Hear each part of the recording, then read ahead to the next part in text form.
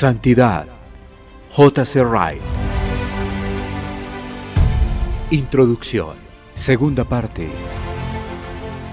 Pregunto, en tercer lugar, si es sabio usar un lenguaje impreciso acerca de la perfección y de recalcarles a los cristianos que hay un estándar de santidad que se puede obtener en esta vida, pero que no garantizan las Escrituras ni lo muestra la experiencia. Lo dudo.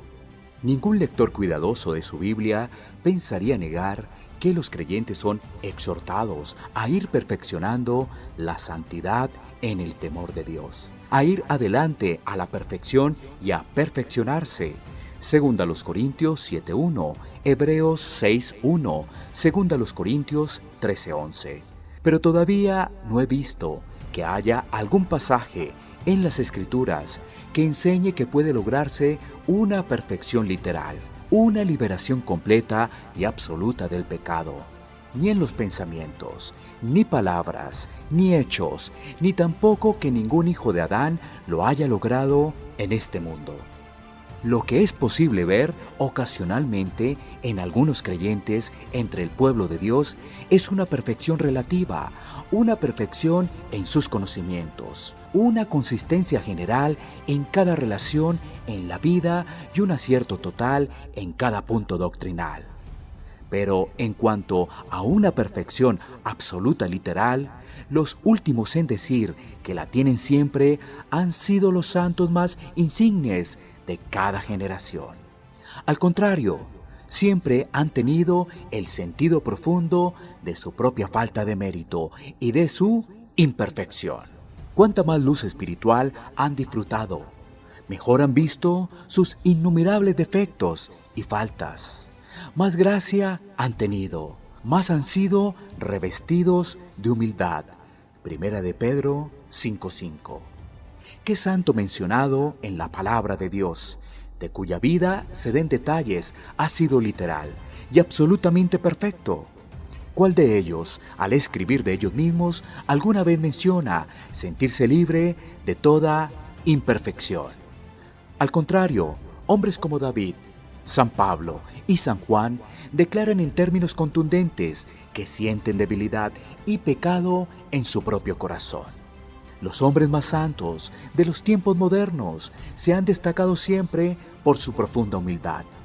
Hemos visto alguna vez hombres más santos que el martirizado John Bradford, o Hooker, o Uxer, o Baxter, 1615-1691, o Rutherford, 1600-1661, o Machen, 1813-1843.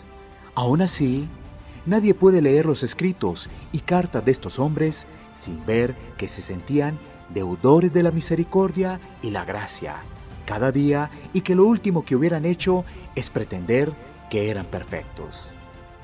En vista de tales realidades como estas, tengo que protestar contra el lenguaje que se utiliza hoy día en muchos sectores acerca de la perfección.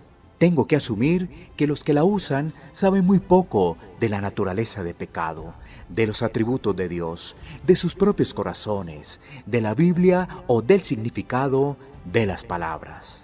Cuando alguien que profesa ser cristiano me dice tranquilamente que ya ha superado la etapa de himnos como tal como soy de pecador, y que estos ya no son parte de su experiencia presente, aunque sí se aplican a él cuando al principio se había acercado a la fe cristiana, tengo que pensar que su alma está enferma.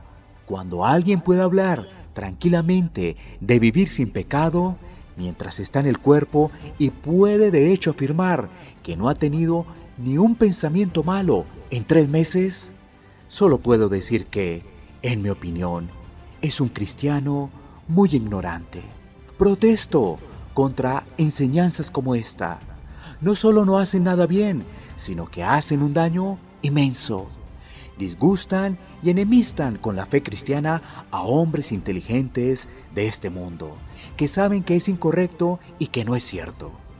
Deprimen a algunos de los mejores hijos de Dios, que sienten que nunca pueden obtener una perfección de este tipo.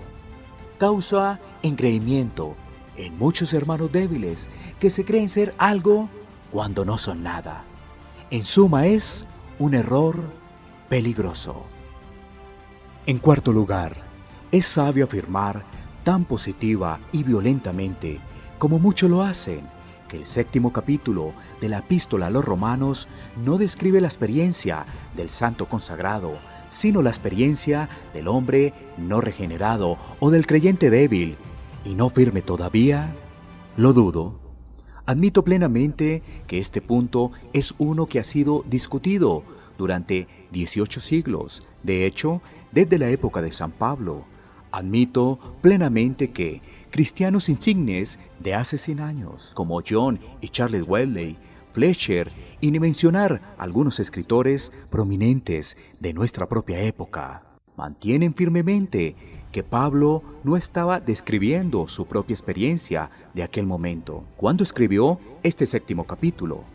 Admito plenamente que muchos no pueden ver lo que muchos otros y yo vemos, a saber, que Pablo no dice nada en este capítulo que no coincida precisamente con la experiencia registrada de los santos más renombrados de todas las épocas, y que sí dice varias cosas, que ninguno que no sea creyente, ni que sea un creyente débil, jamás pensaría ni podría decir. Por lo menos esto me parece a mí, pero no entraré en una discusión detallada sobre el capítulo. Lo que sí quisiera enfatizar es el hecho que los mejores comentaristas en cada periodo de la Iglesia casi invariablemente han aplicado el 7º capítulo de Romanos a creyentes maduros. Los comentaristas que no comparten esta posición han sido, con unas pocas excepciones, los romanistas, los socinianos y los arminianos. Contra la posición de ellos están casi todos los reformadores, casi todos los puritanos y los mejores teólogos evangélicos modernos. Pueden decirme, por supuesto, que nadie es infalible y que los reformadores, los puritanos y los teólogos modernos a los que me refiero están totalmente equivocados y que los romanistas, socinianos y arminianos tenían razón. Pero, aunque no pido que nadie llame a los reformadores y los puritanos maestros, les pido que lean lo que dicen sobre este tema y que respondan a sus argumentos, si es que pueden. Hasta ahora, nadie lo ha hecho. Decir, como dicen algunos, que no quieren dogmas y doctrinas humanas no es una respuesta. La cuestión para determinar es: ¿cuál es el significado de un pasaje de las Escrituras? ¿Cómo hay que interpretar el 7º capítulo de la Epístola a los Romanos? ¿Cuál es el verdadero sentido de sus palabras? Sea como sea, recordemos que hay una gran realidad que no podemos ignorar. Por un lado están las opiniones y la interpretación de los reformadores y puritanos, y por el otro, las opiniones e interpretaciones de los romanistas, socinianos y arminianos. Que esto quede muy claro. En vista de una realidad como esta, tengo que protestar contra el lenguaje burlón, provocador y despectivo que últimamente ha sido usado a menudo por algunos de los defensores de lo que tengo que llamar el punto de vista arminiano del 7º capítulo de Romanos, cuando hablan de las opiniones de sus opositores. Lo menos que podemos decir es que tal lenguaje es impropio y contraproducente para ellos. Una causa que es defendida con tal lenguaje es, con razón, sospechosa. La verdad no necesita esta clase de armas. Si no podemos coincidir con alguien, no tenemos que hablar de sus puntos de vista con descortesía y desprecio. Una opinión que es apoyada por hombres como los mejores reformadores y puritanos quizá no convenza a todas las mentes en este siglo, pero igualmente se debe hablar de ella con respeto. En quinto lugar, es sabio usar el lenguaje, usado a menudo en la actualidad para referirse a la doctrina de Cristo en nosotros. Lo dudo. ¿No es esta doctrina exaltada con frecuencia a una posición que no ocupa en las Escrituras? Me temo que sí. El hecho de que el verdadero creyente es uno con Cristo y Cristo está en él es algo que ningún lector cuidadoso del Nuevo Testamento pensaría en negar. Hay, sin duda, una unión mística entre Cristo y el creyente.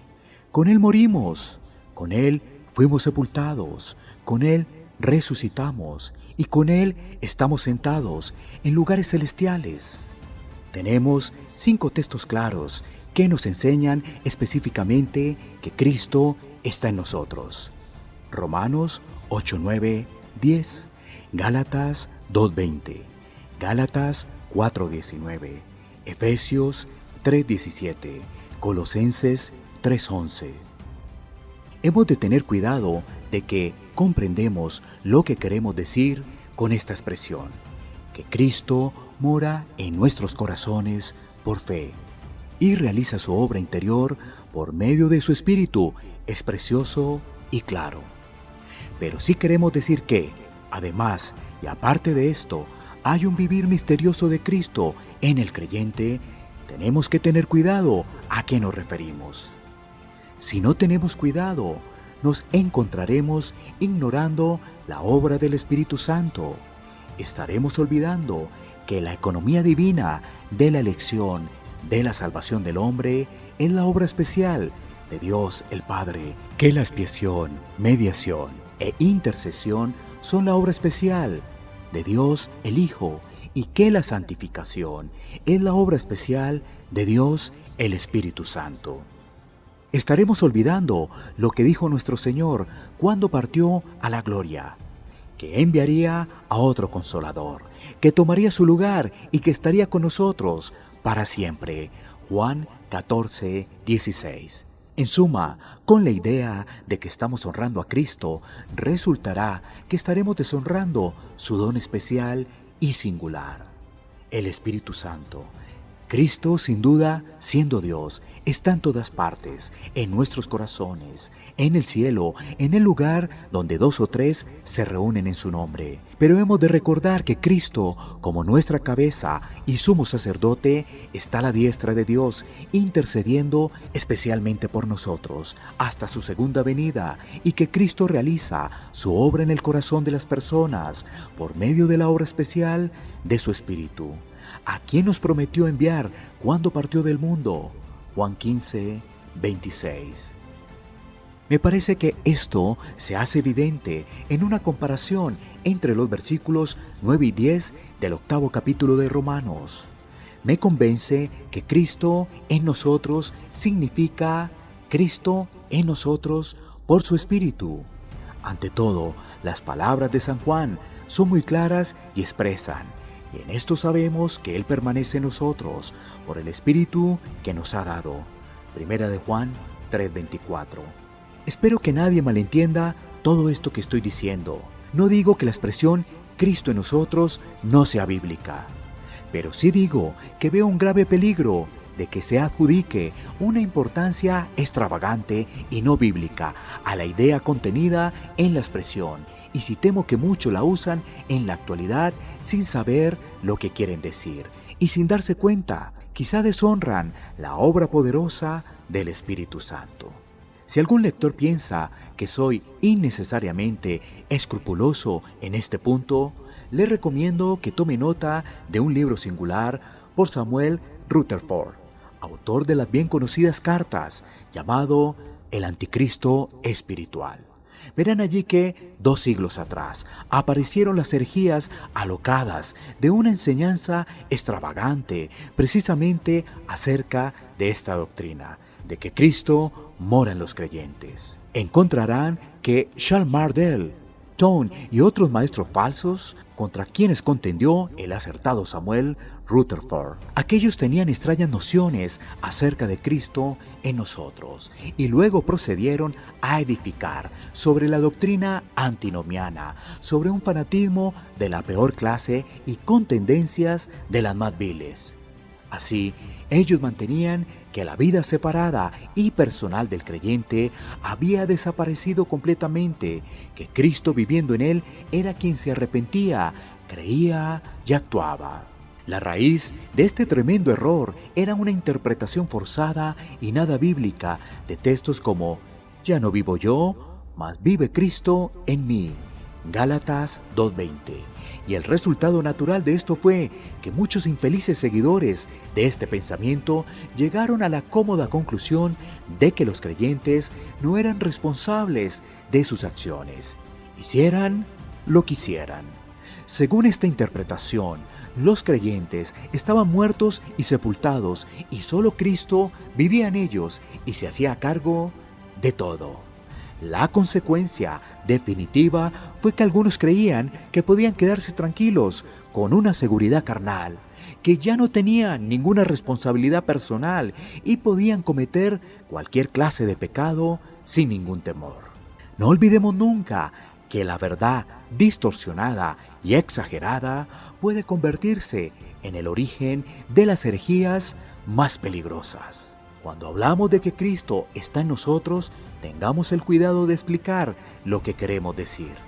Me temo que hay quienes descuidan esto en la actualidad.